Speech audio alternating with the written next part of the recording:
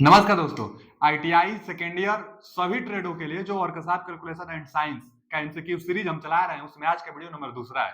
पहला वीडियो हो गया और इसका भी हम प्लेलिस्ट बना दिए हैं। अब जाकर चैनल पर विजिट करके और जितना भी वीडियो अपलोड होगी सब प्लेलिस्ट में पड़ता जाएगा। तो आज का दूसरा वीडियो है वर्कशॉप कैलकुलेशन एंड साइंस सभी ट्रेडों के लिए वैलिड है। जो घर्षण टॉपिक चल रहा है उसमें आज का दूसरा वीडियो है। क्या कह रहा है कि cooling act as a lubricant. जो पहला क्वेश्चन है आज का कि which way the coolant act as a lubricant. कौन सा लुब्रिकेंट मतलब वह लुब्रिकेंट जो कूलेंट का कार्य करता है, तो उसका क्या कार्य है। तो विकल्प है कि धूल उड़ाने के लिए और गर्मी दूर भगाने के लिए, मतलब to carry away the heat. तो यही ना होगा, कूलेंट लुब्रिकेंट का काम क्या होगा, हीट को दूर भगाना। कूलेंट मतलब जो ठंडा करता है, तो हीट को दूर भगाना कूलेंट लुब्रिकेंट का काम है। तो B option is right answer.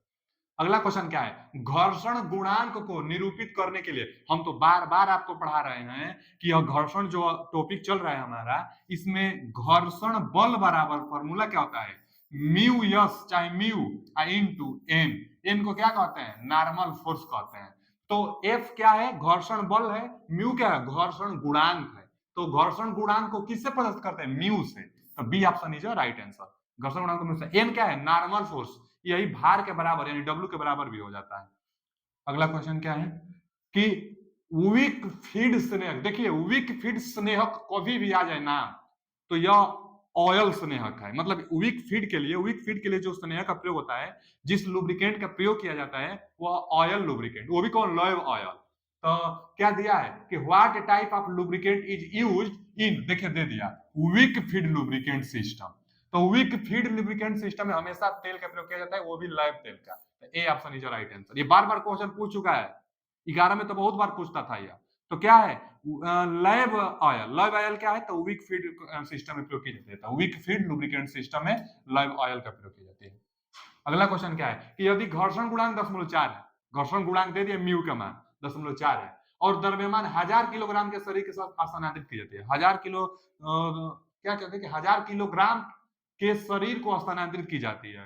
तो आवश्यक बल क्या होगा, आवश्यक बल मतलब घर्षण बल क्या होगा। तो घर्षण बल पूछा है, म्यू का मान दिया है, और जो यहाँ नॉर्मल फोर्स चाहे जो बल लगाया जाए उसका मान दिया है। घर्षण बल पूछा है, देखिए ना, आवश्यक बल का मान बताइए। तो म्यू का मान कितना दिया है, 10.4, और नॉर्मल फोर्स चाहे कितना द्रव्यमान पर, तो 1000 किलोग्राम भार पर। तो 1000 किलोग्राम भार पर बल लगाना है। ये नॉर्मल फोर्स भार के बराबर होता है। तो 1000 किलोग्राम भार पर बल लगाना है आपको। तो क्या एक दशमलव हटा देगा, यानी कितना बचा, 400।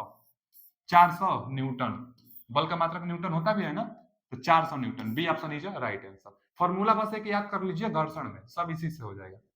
अगला क्वेश्चन क्या है, फिर दे दिया कि घर्षण गुणांक का मान 10.2 है। यदि m का मान चाहे घर्षण गुणांक का मान 10.2 है और क्षैतिज तल पर पड़ी 20 किलोग्राम भार वाली वस्तु को स्लाइड करने के लिए कितना बल लगेगा, एकदम सेम क्वेश्चन। कितना बल लगेगा, कितना बल लगेगा, और दिया है एम चाहे म्यू का मान, और भार चाहे नॉर्मल फोर्स यहाँ रहता है। तो एम एम चाहे म्यू का मान 10.2, कितना किलोग्राम भार, तो 20 किलोग्राम भार को धकेलने के लिए कितना बल लगेगा। तो दो दूना के 4, एक अंक 10 लगेगा, तो 4 एक आ जाएगा। तो 4 की जगह चाहे 4 newton. C option is right answer. कितना बल की आवश्यकता लगेगी, तो वही 4 के। तो बस एक फॉर्मूला याद करिए, सब सवाल बनता जाएगा। आगे क्या दिया है, फिर घर्षण कोण थीटा हो तो घर्षण गुणांक बताइए। भैया tan थीटा, पिछला भी वीडियो में क्वेश्चन आया था। tan थीटा बराबर क्या होता है, tan थीटा आनत कोण चाहे घर्षण कोण निकालने के लिए tan थीटा बराबर m, चाहे m बराबर tan थीटा। थीटा क्या है, आनत कोण चाहे घर्षण कोण। तो C option is right answer. अगला क्वेश्चन क्या है, घर्षण गुणांक, घर्षण के गुणांक का क्या सूत्र है। तो घर्षण के गुणांक का पहले घर्षण बराबर बताओ ना। तो घर्षण ए बराबर क्या होता है, mu into N, normal force चाहे भार, हम बार बार बता रहे हैं नॉर्मल फोर्स चाहे भार। क्यों, तो देखिए यह एक सरफेस है, यहाँ पर क्या रखा है, एक हमारा मान लीजिए टुकड़ा रखा है एम मास का। तो इस पर लंबवत वस्तु और सरफेस जो है, इसके लंबवत जो बल लगता है उसको नॉर्मल फोर्स कहते हैं, और जो नीचे में लगता है उसको भार डब्ल्यू एम जी कहते हैं। यह दोनों आपस में बराबर होता है। घर्षण बल आप उधर लगाइए या चाहे इधर लगाइए, तो जो नॉर्मल फोर्स होगा चाहे भार होगा एक दूसरे के बराबर होते हैं और विपरीत दिशा में होते हैं। तो वही है, चाहे नॉर्मल फोर्स रखिए चाहे भार रख दीजिए आप। लेकिन यहाँ पूछा है कि घर्षण गुणांक किसके बराबर है, म्यू का मान किसके बराबर है। तो म्यू बराबर निकालेंगे तो नॉर्मल फोर्स बल के बटा में आ जाएगा, यानी म्यू बराबर क्या आ रहा है जी, म्यू बराबर निकालेंगे तो बल के बटा में यह नॉर्मल फोर्स, नॉर्मल चाहे बार। तो बॉल बटा में नॉर्मल चाहे भार, देखिए यहाँ म्यू बराबर बॉल बटा में भार चाहे नॉर्मल, तो ये D option is right answer, और कोई नहीं होगा, यही है। तो म्यू बराबर ए बटा में डब्ल्यू चाहे एन।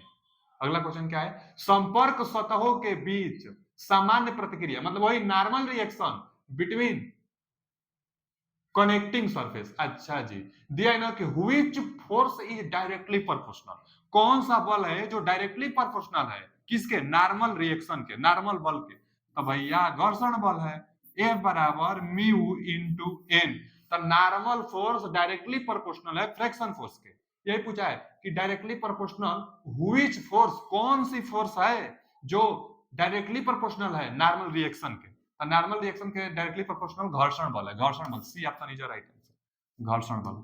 अगला क्वेश्चन क्या है, जो घर्षण बल पर निर्भर करता है, तो घर्षण बल पर देखिए, जैसे मान लीजिए कि यहाँ पर एक मास है, तो जितना सरफेस से कांटेक्ट, पूरा एरिया निर्भर नहीं करता, हम कल बताए थे कि एरिया से स्वतंत्र होता है इस, और आकृति से, आकृति कैसन हो कैसा भी हो, मतलब यहाँ पर आयताकार है, चाहे हम गोलाकार ले लेंगे, यहाँ गोलाकार भी हम ले सकते हैं, आकृति कैसा भी हो, घर्षण बल निर्भर इसकी आकृति पर और इसकी एरिया पर निर्भर नहीं करता है। घर्षण बल तो निर्भर कॉन्टेक्ट सरफेस पर निर्भर करता है, जितना सरफेस पर कॉन्टेक्ट हुआ इस पर घर्षण बल निर्भर करेगा, जितनी कॉन्टेक्ट हुई होगी उस पर घर्षण बल निर्भर करता है। तो घर्षण बल किस पर निर्भर करता है, तो कॉन्टेक्ट सरफेस पर निर्भर करता है। B option is right answer. ज्यादा अगर कांटेक्ट करेगा तो ज्यादा घर्षण बल लगेगा, कम कांटेक्ट करेगा तो कम घर्षण बल लगेगा, आकृति और एरिया पर निर्भर नहीं करती है। अगला क्वेश्चन, पार्ट्स के आसपास लगातार चिकनाई तेल छिड़कने के लिए रिंग आयलर के साथ कौन सा स्नेह का प्रयोग किया जाता है। देखिए ना, स्पाइस, जैसे आप सैलून में भी जाते हैं ना, तो फ्लैश, सैलून में जाते हैं तो फ्लैश लगाकर बार चाहे चेहरा को भिगोते हैं, जहां बार बार नमी की आवश्यकता होती है, जहां बार बार छिड़कना होता है, वहां पर फ्लैश का प्रयोग किया जाता है। तो वही किया है कि आसपास, देखिए ना, पार्ट के कोई भी वस्तु है, पार्ट मतलब क्या, कोई वस्तु है, तो किसी पार्ट्स के आसपास लगातार चिकनाई तेल छिड़कने के लिए रिंग आयलर के साथ कौन सा स्नेह प्रणाली प्रदान की जाती है, तो जहां फ्लैश वाला होगा, देखिए ना यहाँ फ्लैश फीड सिस्टम।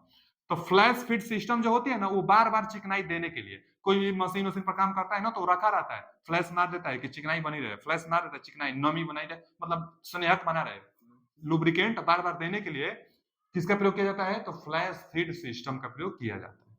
अगला क्वेश्चन क्या है, अगला क्वेश्चन है कि स्नेहक के लिए प्रयुक्त उपकरण का नाम बताइए। तो स्नेह जो उपकरण दिया है ना, इसका नाम बताना है। तो देखिए ना क्या दिया है, यहाँ पर हैंडल दिया है, और हैंडल जो स्प्रिंग से लॉकर होता है, और हैंडल को ना इस तरह दाबते हैं तो यहाँ से ग्रीस बाहर मशीन में, चाहे जिस जिस जॉब में देना होता है वहां पर ग्रीस चली जाती है, तो हैंडल से दाबते हैं, तो ये टी हैंडल प्रेशर गन है, ग्रीस देने के लिए, लुब्रिकेंट देने के लिए टी हैंडल प्रेशर गन है। तो C option is right answer, T handle pressure gun, तो C option is right answer. अगला क्वेश्चन क्या है कि दिए गए आंकड़े में आर किस अक्षर को प्रदर्शित करेगा। भाई आर किसको बताएगा, भैया हम तो बार बार बता रहे हैं कि कॉन्टेक्ट सरफेस जो वस्तु है उसके लंबवत जो बल लगता है वही नॉर्मल फोर्स होता है। तो यहाँ आनत जो तल बनाई गई है और यह एक वस्तु बनाई गई है, इस वस्तु के ठीक लंबवत है, यह एकदम ठीक लंबवत है, वस्तु के ठीक लंबवत है। जब वस्तु के ठीक लंबवत है आर, तो यह नॉर्मल फोर्स होगा, रिएक्शन फोर्स होगा, जो वस्तु के लंबवत होगा वह नॉर्मल फोर्स, रिएक्शन फोर्स होता है। तो नॉर्मल फोर्स यानी रिएक्शन फोर्स, कौन सा option, D option, D option is right answer, normal force है यार। अच्छा, झुकाव कोण कौन सा है, तो क्या है, ये थीटा दिया है ना, यही झुकाव कोण है, यही थीटा के बराबर होता है, यहाँ जो थीटा होगा वही यह थीटा होगा, तो झुकाव कोण, आनत कोण इसको भी कहते हैं। अगला क्वेश्चन क्या है, देखिए वही पूछ भी दिया कि कौन से कोण को घर्षण कोण कहा जाता है, घर्षण कोण, झुकाव कोण, आनत कोण, सब वही है। तो अब यहाँ पर आनत तल में तो है नहीं, जैसे ऐसे होता ना, यदि मान लीजिए और यहाँ पर कोई वस्तु होती, यहाँ पर कोई वस्तु होती, तो यही झुकाव कोण होता, चाहे घर्षण कोण होता। कैसे, तो यहाँ पर एक नॉर्मल फोर्स लगता, ये नॉर्मल फोर्स, और यहाँ पर एक mg लगता है नीचे में पृथ्वी की तरफ, W जिसको कहते हैं, W बराबर mg नीचे की तरफ लगता है, और इसको आगे बढ़ाते हैं तो यह थीटा है ना, तो यह थीटा के बराबर होता है, तो यही घर्षण कोण होता है। इसको भी आगे हम लोग बढ़ा लेते हैं, ये चाहे यह थीटा, यह थीटा, यह थीटा, सब सेम से वही घर्षण कोण होता है। लेकिन यहाँ पर ये वाला होगा, यहाँ पर ये वाला होगा। तब इसको बताने के लिए कोण आर ओ यस कहेंगे, कोण आर ओ यस कहेंगे। तो कोण आर ओ यस कहेंगे, यानी बी ऑप्शन। एंगल माने कोण, आर ओ यस, कोण इसको इस तरह भी लिखा जा सकता है, कोण आर ओ यस, तो ऐसे भी लिखा जा सकता है। तो कौन सा ऑप्शन होगा इसका? तो B option is right answer. यही पूछा था कौन सा घर्षण कोण है, तो यही घर्षण कोण है, कोण आर ओ यस। अगला क्वेश्चन की तरफ आते हैं। अच्छा, इतना ही था क्वेश्चन, तो मिलते हैं अगले वीडियो में। थैंक यू, धन्यवाद।